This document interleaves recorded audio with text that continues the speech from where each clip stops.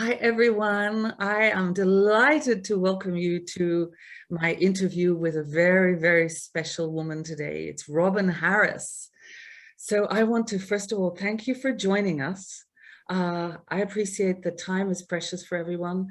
I guarantee you the time you spend with us today is going to be very precious. So thank you for putting time aside. I am thrilled to introduce Robyn Harris. Robyn, welcome. Thank you, Odette. I'm so thrilled that you've agreed to let me interview you today, because for a long time, I've wanted to highlight your work. I think you're the most extraordinary woman. I just kind of look at your work and I feel in awe of all that you are creating and making available to so many people, really serving people on the highest level. And so naturally and with so much fun and ease. So listen, I want to tell the audience, first of all, who you are, okay? So Robyn is a soul alignment mentor. What that means is she supports people in exploring ways of living in greater alignment with their soul self. She's also a qualified mental health practitioner, which enables her to use a very accurate means of uncovering the root cause of a disease in order to address it directly.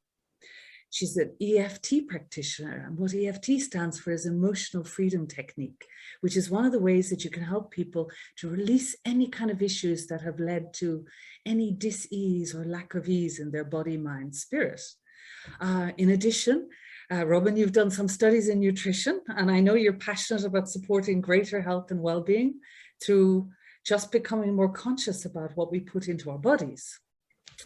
Then you draw on many techniques as well for all your work. I mean, honestly, in looking at your profile and in learning a little bit more detail about you, I'm like, where do I start? So you've mastered something called the trust technique, which is touch and kinesiology. You've qualified in healing through the healing trust. And you also use that same healing through Healing Animals Organization, where you heal animals also, which we're going to speak a little bit about later, because I know you focus not just on horses and horses being your main passion. And I know you've got your own horses, so we have to talk about that. And that's your work with Equenergy, but with all kinds of animals. So we'll come back to that. And you're also a level 2 Reiki practitioner. And I know the people you specialize with working are people who've been through some kind of trauma. And let's look around us and we see the world is kind of in trauma at the moment, so that equals everyone. But people in stress and overwhelm, that equals everyone pretty much nowadays. And also people with discomfort or struggle of some kind, that equals pretty much everyone. And people dealing with bereavement and loss, chronic health conditions, and of course, animals. And when you work with animals, I really believe that you work both with the people and the animals together, because the animals can kind of pick up the energy of their co-inhabitants. Let's say, I was going to say owners, but we don't own animals. And before we go any further, I want to say as well, Robyn has the most fabulous Facebook group. So make sure that you have a look at that. It's called Wild Wisdom Wellbeing Tribe. And this acronym is something that she uses in her teachings. It's like WILD, W-I-L-D. W is embrace the joy of wonder. I, trust your intuition. L, love yourself exactly as you are and as you are not, right? L and D is learning to dance. And obviously that's not just dance, taking dancing lessons, but to dance with the flow of life. And you use those 4 pillars of soul-aligned living to guide your teachings in that way. And really the basis of that, I believe, is to stop striving and start thriving and rewild your inner being. And you just tell me anybody doesn't want to know how to have access to that. So before we go further, Robyn can be contacted at www.equenergy.com. I'm going to spell that for you because I want to make sure you have it. www.equenergy.com. We'll come back to that later as well. So I want to start by actually focusing on your work with Equenergy. So Equenergy is this my understanding is it combines the concepts of equilibrium and energy to benefit well-being. That it's like only by living in connection with nature, that on our own inner nature and nature around us, Mother Nature, Gaia, that we can fully experience balance, harmony, and vitality. And this is both true for ourselves and for the animals, if we have animals in our care, be it cats, dogs, birds, snakes, who knows what animals, and horses, goats, alpacas. So before I speak with you about this, I want to read for the viewers a testimonial about Robyn's work. This is really moving. Just really pause for a moment and listen to this. The way that one of Robyn's horses looked into my eyes, engaged with me, and dived straight down into my soul and my heart was incredible. And it felt to me like a divine moment, a miracle. Such a gentle experience, but like a rebirth almost, to share my whole self with such a beautiful creature, both inside and out, was amazing. That was a testimonial on your website given by Cherry Carter. Now, I want to ask you, Robyn, before we go any further, is that typical that people get those results? In sessions with animals, absolutely. And that's what horses, particularly because of their size and their energy. Their energy is incredible. And I first experienced this myself with a friend's horse, and that's pretty much what I had to, what you described just there, what Cherry described about them looking into your soul. And the thing with horses is they look that deeply into your being, and you just know that that's okay. You kind of see through their eyes that deep acceptance of just you as you are. And you know, as human beings, we go out into the world and we're anxious about what people think of us. And there's very much that idea of whatever somebody sees in the first few split seconds that they've made a judgment on you. You have that one chance to make a first impression idea. But with an animal, they don't judge. They're just, oh, that's you today. That's fine. You just are who you are. But you also get that sense that they see the very core of you, whereas people look at the surface. Yeah. Because we're always very conscious of how's my hair today, or what clothes am I wearing, or am I feeling a little bit bloated today, or my makeup, is it on right? Whereas an animal, they don't care what you look like. They look so much deeper, and you really get a sense that they look into your heart, and they pick up on your energy too. They know if your energy is calm and balanced and open, or if you're feeling stressed, and they will respond accordingly. And then you get that message back. And it is really moving. It's so profound. So yes. See something then, I mean, that sounds amazing. And honestly, I just want to book in a space and come and visit you. I would love that experience. I don't know anyone who wouldn't love that. I mean, we get that a little bit from dogs. Less so from cats, I think, but from dogs, I know in my own experience. But horses are so majestic. They, you know, to feel that. I mean, do people come and visit you where you live? I know you're in Abergavenny, is that right?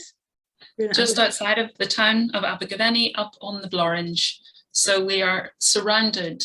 You can't see any of our neighbours because our neighbours are, they're fields away, and because of the trees and the way the land lies, all you can see from Equenergy here is nature. Wow. So do you do retreats there then?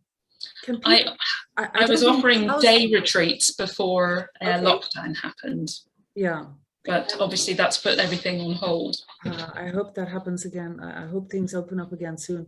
I seriously would love to book in for some time with you, because just being around you is being around that presence of serenity and peace, love, and acceptance as well. I believe like the horse, what you're seeing in the horses is who you are for people actually as well.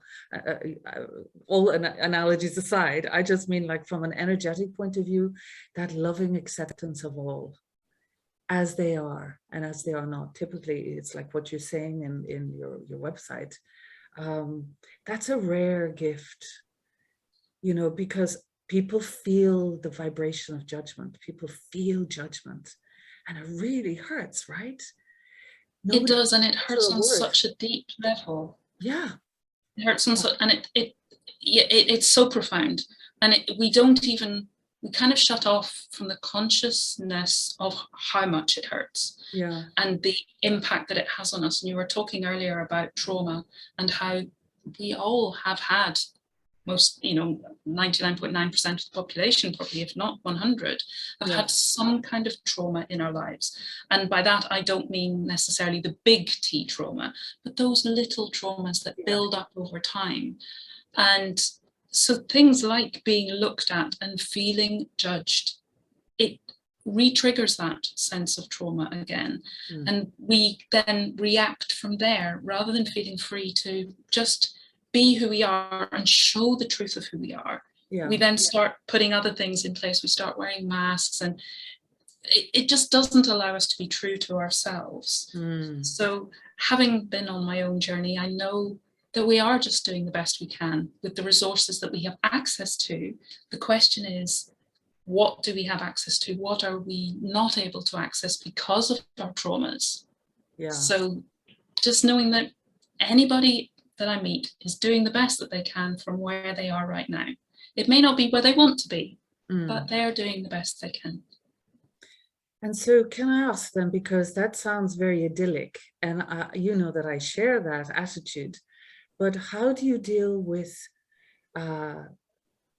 confrontation and attack and rejection when it shows up with you personally then? How do you see that greatness in people when it's not so easily visible? How do you handle that? Because you must get that in some of your clients, I'm thinking, as well. They're projections about who you are and how it should be and all that kind of thing. Yeah. Not so much in my clients, but I have had it with people that I've come into contact with. Okay. And maybe people who make an initial contact and then it doesn't work out because we're not designed to work together. We're not in synchrony. But when it happens for me, I do my best to take a step back and I look at, if I'm feeling that pain, it's because it's pushed one of my buttons. It's triggered something in me. So what am I bringing to the situation, and what in me still needs healing and needs my compassion for me? Yeah. And then from that place, I can look at their reaction and see what compassion is needed there. And I came across something quite a while ago, and I can't remember who said it now, but they were talking about when two people meet, it's not person talking to person, it's ego talking to ego. Which you most can just, of the time, not when we chat. We forget everything, I think. But as soon as you understand that that's actually what's going on, you can suddenly see why things could massively escalate and explode. And I'm currently reading Bessel van der Kolk's The Body Keeps the Score, and he talks about how trauma impacts on the brain and can therefore mean that we're predisposed to be hypervigilant and to be reactionary rather than to be able to take that step back, to take that moment of pause, because the thing that pushes our buttons bypasses the prefrontal cortex and the executive functioning. It just goes to the reptilian brain, and the reptilian brain goes, scared, under attack, this is threatening, I'm going to fight or flight. And quite often that'll then come out as an outburst of fight, verbal, hopefully nothing more than that, or people shut down. Shrinking. And they're not able to respond. Later, when the whole panic in the brain has gone away to an extent, then they can look back and then they might feel deep shame or annoyance with themselves that they didn't say something that they wish they'd said. Those inner critical voices that we sometimes hear after an event. But in that moment, you're just taken hostage. Well, so they're still doing the best that they know how, but it's why is that the best they know how in that moment? So for me, it's compassion for myself and therefore compassion for the other person. And if they want to explore that, then we can do so. If they feel that we're not a fit to work together, then that's absolutely fine. And it's just about sending them on their way. And I use the whole Pono, as I'm sure you know, and maybe many of the viewers know as well, but it really helps me to have that detachment from any sense of fear or anger or whatever's going on in me, and also to be able to send people on their way with a blessing. Do you want to speak a minute about what Ho'oponopono is for people who mightn't know? Oh, it's just this amazing Hawaiian prayer. And basically it's, I'm sorry, please forgive me, thank you, I love you. So we can say that about any situation. We can say that for ourselves, we can say that for other people. And something that really hit me in my practice of this prayer is that we say it around a situation and about how we've responded in that situation as well. So I'm very sorry for any feelings that this has brought up in me. Yeah. Please forgive me for those feelings and how they impacted on you. And you know, that's kind of how it works. So it's not just please forgive me, I'm sorry, thank you, I love you, and maybe I don't feel that way, but it's really exploring on a deep level, how am I feeling about this? Is this how I want to be? Please forgive me that I'm not being how I want to be. So it's for ourselves as well. Yeah. And is it a bit like realigning your vibration? Like when you go into the vibration of judgment or whatever, it's like it's a lower vibration than love. And then like it's like a tuning fork, tuning yourself back into openness. And because when we can do that for ourselves and we are like that tuning fork, when we're resonating with those higher vibrations, those are going out from us, like ripples in a pond. And the man who became famous for sharing the Ho'oponopono, he used this in an asylum where inmates were struggling for various different reasons. I think it was mostly mental health conditions. And he didn't meet with them. He just sat in the office with their records and said this prayer. And yet things changed. It's amazing how much energy and vibrational work can make a difference, not only to how we feel ourselves, but in the whole situation, because as soon as you change one vibration, all the other vibrations have to change as well. Yeah. It's physics, as Einstein says. It's not philosophy, it's physics. It's pretty incredible, actually. If people really knew and had access to the power of this kind of work, it's like the keys to the kingdom in a way, is how to go beyond yourself in a certain way. I discovered that through Dr. Joe Vitale. Is that how you heard about it? Yes. So shout out to Dr. Joe Vitale, you know, he's doing great work, but it's based on Dr. Ihaleakala Hulen, right? He is the healer, the Hawaiian healer. So anybody wants to look that up, I would suggest contact Robyn, because she is an expert on this. Can I point to something else that you're involved as well with? Because of the times that we're in, COVID-19, everything has changed in our world. A lot of people have been locked up and, you know, in enforced sort of detachment, I suppose, from the normal world we live in, and not able to carry out our usual roles. But somehow you found a way of contributing and serving even within that context. And I think it's really amazing. I admire you for this. It's Robyn's working with vital social services, the frontline workers, in with like people from the NHS, care workers, police, fire service people. She's part of the frontline assistance for stress and trauma, and that's known as FAST, the FAST project. And in that you offer one-on-one support and enhancement sessions, is that right? That's right, yes. It was set up by two amazing women in Cornwall. Okay. I think were based in Cornwall. Wendy Power Stoughton, and a colleague of hers who's no longer part of the project. So it's Wendy pretty much on her own. She's got some other directors, but she does the bulk of the work. And she just came up with this concept with EFT. That's the common tool that we all use. and it's offering up to 4 free sessions for anybody in frontline areas of COVID support. So any of the emergency services, anybody working in a hospital in the care setting. And it's just, if you Google FAST, you should be able to find it. And it's, I'll send across the full link to you. They also have a Facebook page. But yeah, it's growing from strength to strength. It's now actually a community interest company. It's a kick just recently, yeah. And I mean, what's your experience of that? What are you taking away from working with people who are in the front line in that way? What are they dealing with? They are dealing with incredible stressful situations in terms of staff shortages and the caseloads and workloads that they're expected to deal with anyway.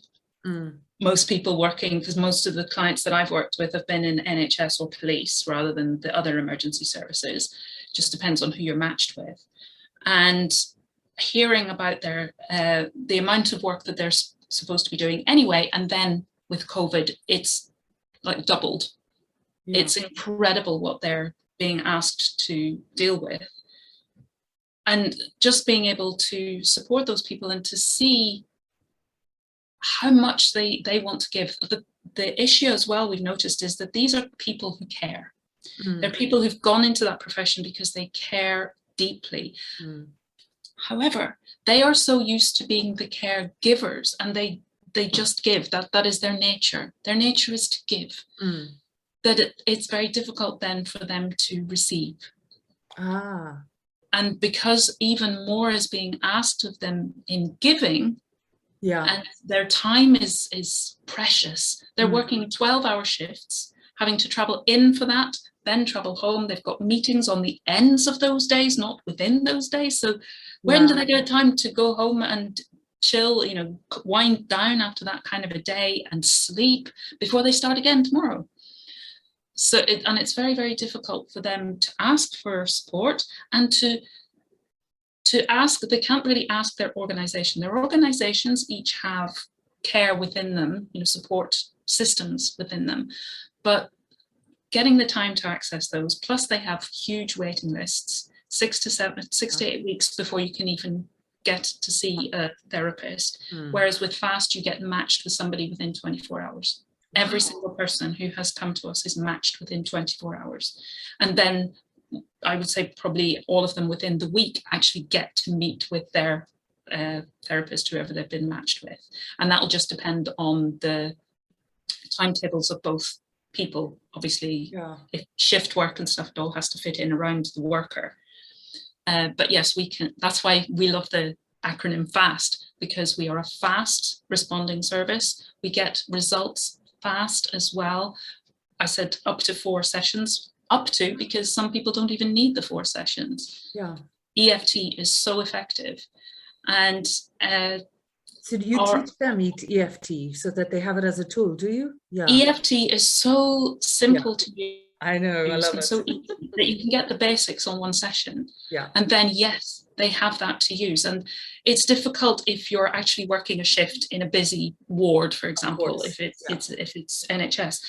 But they can do simple techniques even there and then. Because I worked with one nurse who worked in intensive care, and she was able, just even for a brief second, even if she had to just nip to the loo, she could do exactly. That's what I was thinking. Techniques and some tapping techniques, just so that when she got back, she'd had that moment of pause, that moment to breathe, that moment to take a step back, get rebalanced, and then she was ready to go again.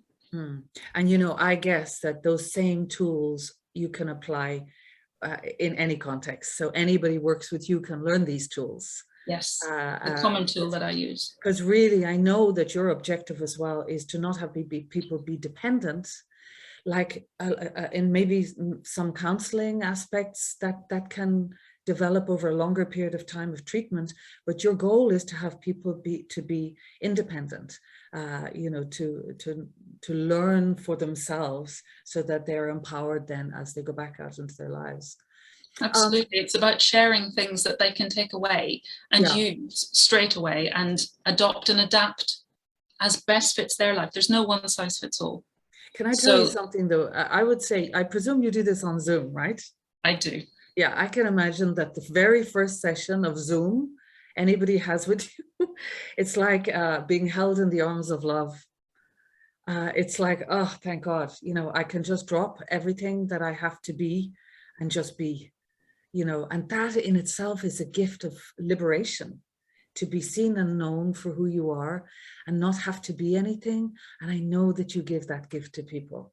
That's exactly what I want people to be able to feel, that in this space you can be yourself. And once you reconnect with how to be yourself and feel the freedom of it, the joy of it, the liberation, the ease, oh, I can just be myself, that being able to feel at home within myself. Like coming home, I say it's like coming home at the end of a long day and you're able to just stick your feet in your slippers or cuddle up into your dressing gown, something that's really warm and cozy and comfortable and familiar and feels so right. Yeah. That we struggle with on our day-to-day kind of experience out in the world, but how to learn to be able to do that again, because we're not taught this. No. And which is why with society, it conditions us that we need to be something else. Yeah. And so we don't know anything else. But when you learn there's another way. It's a lie. I know. We are already everything we need to be, if only we just, yeah. So listen, I want to make sure people know also about your newsletter. You've got an amazing newsletter. So if you want her news, everything is on her website, right? Equenergy.com, Equenergy.com. But you also can sign up for her newsletter there, and you can send her an email either if you want to organize a session, organize an informal chat. I know you do that. Robyn, or OBYN, at Equenergy.com. That's EQUENERGY. I want to discuss how we met, and there's a particular reason why I want to discuss this today as well. So we met through an amazing, small, personal, amazing company run by a dynamic duo called Jamie McCanch and Charlotte Fagagod. And it's an entrepreneurial hub. I know that you are quite really well connected and you've become an affiliate of that hub.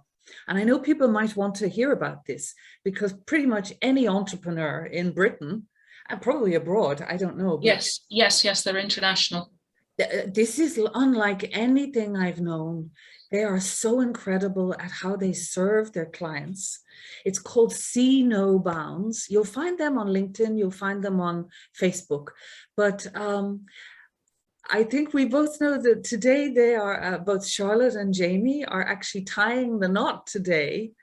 And so we want to give a shout out, both of us, I think, to Charlotte and Jamie. Congratulations. They're the most incredible couple, such lovebirds, but they work wonderfully together. You know, some people who work together and are married, you might worry about that, but they just like flow effortlessly together in their work. So do you want to speak a little bit more about See No Bounds, Jamie and Charlotte, and your work with them? Because you can probably best speak about why people want to know about See No Bounds as well, and your engagement within that. Like you say, they are an incredible couple. And Jamie is an inspirational speaker. He's actually doing a TEDx talk. Today? Today. I thought it was today. Yeah. Everybody look out for that on YouTube. Yeah. I don't know how long it takes to get out onto YouTube, but yeah. I don't know, no. So he's an inspirational speaker because he woke up one morning and he was paralyzed. Yeah. And so he couldn't get out of bed. He couldn't do the job that he used to do. He's done some amazing things in his life. I won't go through them, but they're incredible. I know. So he and Charlotte were working together on See No Bounds before lockdown. And because of Jamie's situation with his disability, he was selling equipment for disabled people. But when the lockdown happened and China effectively closed down, his equipment was sent from China. So that business had to stop. But he and Charlotte, they are such forward and outward thinking people, that they were thinking, well, what do people need now? We need connection, we need community, but we can't do it face to face, so we'll do it online. So they came up with this amazing community, and they have everything that a community would have. They have a library where people share blogs and information. They have a directory of all the businesses that you mentioned that work with them. They have like a school or a college, so there's lots of training courses available. Take a look. I think it's at cenobounds.co.uk. Yes, we can. Yeah. That's CSEE. Yeah. No Bounds. So yeah, if you can find anything on there, and they started quite local to me, so I'm in Wales. They're based in Cwmbran, but they are now branching out. They've got people, I think, in China, certainly in that area somewhere. They've got people all over, and more people joining all the time. But still, despite the size and despite the number of people that they have on board, they are so personal and so just, it's the two of them. And they connect with you, and they talk to you, and they're human beings. They're so approachable and easy to chat to. And if you're a business, what they really work on is your visibility and connecting you, which is why Odette and we met, because Charlotte has a real skill for looking at different businesses and seeing where those connections would really benefit all sides. So she put the two of us in touch. But yes, I've worked with them since right from the beginning, when they decided to set up this hub, and they invited a few of their network in, and I was one of them, very fortunately, because I've done quite a bit with them, thankfully. Yeah, and I know you've done several interviews, and you even interview now with them. Because, you know, they shine the spotlight on entrepreneurs' concerns, like what somebody has to offer in their business. And what happens is, within the community, then, you know, they have a Live at 5 show. So it's like a TV show online. It goes on LinkedIn and Facebook Live. And but really, somebody setting out in business, it's a great way of networking, because then you kind of work within the network. The network is so amazing. If you need a photographer, there's a photographer. If you need legal advice, there's legal advice. If you need some time out with wonderful Robyn and a retreat for your soul, then, you know, you discover Robyn. If you want to go away for a retreat with her horses, like, there's so many. Everybody has extraordinary contribution in the community. So yeah, I did want to point to that, and congratulations to them today. We love you, we love you, we love you. Now I want to get back to you. So we're going to talk about animal care, your animal care, because you use, like, you have bespoke well-being packages which draw on a range of energy work, like considering lifestyle, diet, energy healing, equine massage. You work with horses. I want to hear more about that. I'm sure everybody does. Tell me more. So yes, if somebody has a horse who's experiencing some health condition, behavioral issues, maybe just they're getting a little bit older, they need a bit more support, or they want general well-being support for their animal, or even end of life, then give me a call, and I'm happy to discuss how we might work together, because I will be looking, as you say, at lifestyle ways to support your animal. So sometimes it's like with ourselves, we get into habits of, oh, I'll just have a quick fast food, you know, microwave meal, or I'll go for a burger or something like that. And we're maybe not paying attention to our nutrition or our exercise and movement.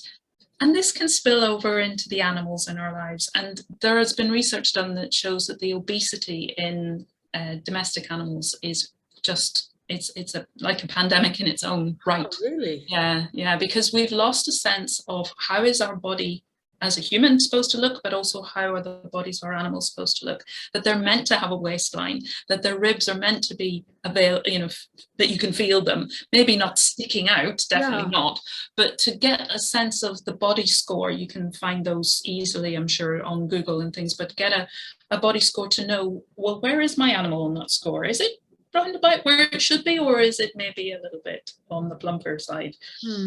So So I look at all of these issues for our animals as well, just to help people understand, like, for example, with horses, how they've evolved and how that then impacts on the food they need to eat, the movement that they need to do, how their hooves work, how their digestion works. Because a lot of people, we love horses and we love having them in our lives, but we've never been taught horse husbandry. Yeah. So if you haven't been taught it, there may be so many things that we just weren't aware of. And it's not because we're trying to do something that's not appropriate, but it's just because we didn't know. And I've known horses for a long time before I found out how their hooves worked. And it's a revelation, it really is. Really? And why and why their digestion is the way it is and what they need to eat and why was a revelation. But that's very closely related to their hooves. So things I never knew until I did research and study. And it's just, like I say, it's an eye-opener, but it gives us such insight. And when we do these things with our dogs, our horses, our cats, whatever, we learn so much for ourselves. They say that having an animal in your life teaches you so much more about yourself, even than it does about the animal. Yeah. So they're silent masters in our life almost. Oh, you know, they teach us, but silently. It's just sometimes it's silent. yeah, right. Okay, yeah. Can I ask you then, when you work with people with animals, do you actually teach them how to do some of these healing techniques as well for their own animals? Absolutely. Yeah. I have workshops where I teach people about holistic care for their animal. So just to support their animal's well-being, or if their animal has had maybe an illness and is in recovery or an operation, or they are getting a little bit older and they need those little bit of extra support. Also, I teach basic energy healing with animals. So how can you give your animal rest, relaxation, because when you do that, their own healing ability comes into play so much more effectively. It's the same with us, which is why we need to get out of the sympathetic fight or flight and into rest and repair, the parasympathetic, because our bodies know what to do. They know where they need to be. They have a blueprint. And when they're allowed to do that, they'll get there. It's just that sometimes there are things in the way. Yeah. Stress being a major one of those. So how can we, and understanding as well what stress is from the animal's perspective, not just from ours, because there are things that we'll find stressful. Yeah. And like, for example, with horses, being in a box is actually very stressful for a horse. They have evolved with eyes on the side of their heads and long legs to be able to see to the horizon and run. Putting them in a box takes both of those away. But if we understand that that was done for our benefit, because then we know where they are, we can go and get them easily, and any mess that we have to clear up is all in one small space. But if you keep your horses outdoors, I have to walk to find them, potentially. I have to walk to bring them in, and I have to pick up poo from a wide area. Do you really? You have to pick up horse poo? Yeah. It's huge, isn't it? Horse poo. Well, you'd be we have two horses. Now you've given me a visual, which will let that one go. Never get rid of that one. You could use it, horse manure. Oh, they say another word, we won't say. But yes, that could be good for compost, right? Yeah, I have two horses, and they have access to about 5 to 6 acres. So I walk that twice a day to clean up, because it helps with the worm control. If you remove it and not leave it lying on the grass, where then the worms can be re-ingested as they eat the grass. Okay. So clean it all up twice a day. So that's a lot of area to walk. But yes, we have gardening groups in the area who know that my horses are grass-fed on good pasture that isn't fertilized, no chemicals. So they love the manure. Manure from your place. Yeah. So, and the word gets around. So, but yes, it does mean quite a different lifestyle, which is maybe a little bit more onerous for us, but we get great exercise by being out there in the fresh air, in nature. I'm telling doing you, that poo picking. In London, that sounds like idyllic to me right now, being in a city. you know. Yeah, it doesn't work for all environments. If Yeah. you're living in London, that wouldn't necessarily be possible. So it's about finding what works for you and your animal in your situation. It's not about saying that's wrong, don't do it. It's about, right, what can we do? Can we bring in some enrichment is the kind of official term for it. So if you have a dog, what can you do to make their life more interesting? Because dogs get bored too. Yeah. And particularly something like we've got a collie cross. Collies are very intelligent animals. They need things to do with their brain. They need to be able to think and work things out. Or she loves to go sniffing. So, you know, hide things that she can find by sniffing for them. Right. Something that gives them something to do because they love that. We could talk for hours, you know that? I even want to know more about all your work, because it's so expansive that we can't actually cover everything in one session. I think we're going to have to do this again. Listen, before we finish up, what would you, is there something you'd like to add for people who might be watching, people who are thinking about maybe approaching you? What is the process? So they contact you on the website and then they arrange a chat. Is that it? And then is that a free consultation? I think I saw that yeah, that's amazing. That's really generous. So I offer a free 20-minute consultation for anybody who just wants to chat. And the idea is that we can have a chat and then people can see, are we a good fit? So both sides. Yeah. Do I feel that we could work well together? Do you feel that we could work well together? Am I offering what you're looking for? And if we both think, yes, this could be a really good fit, then we can take it from there. But if for any reason we think, maybe not, that's absolutely fine. But hopefully still within that conversation, you've got more clarity, you've got hopefully more motivation, a renewed sense of hope. Hope is a big thing for me, because when we're without hope, it just feels like there's no future. What's the point? Yeah. But when we have hope, anything is possible. So I would love just even to chat to somebody to help them get a greater sense of clarity of what they want and how to get it, and the hope that helps them to believe that it is possible to get it, possible to create the life they That's brilliant. And I know that you have a variety of packages to suit every pocket, and you're fully aware of COVID times, and you know that people needn't feel that it's going to be something they can't manage, that you have many options to offer them. So I really, really want to thank you, Robyn. I didn't introduce myself at the beginning. My name is Odette Woods, and I'm here because I wanted to introduce you to somebody really special, Robyn Harris. We've had a while chatting with her. You need to go and look up her website, check her out on Facebook, look for her on LinkedIn. You'll find that she's in many different places. But I just can't recommend your work highly enough, Robyn. You are an inspiration. You're a gift to me to know. And I think anybody who works with you will discover that as well. You yourself, before you even open your mouth, are a gift for people.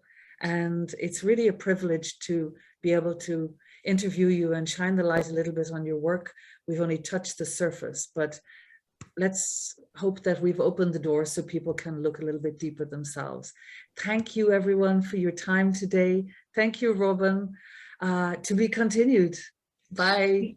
Thank you so much, Odette. It was a pleasure.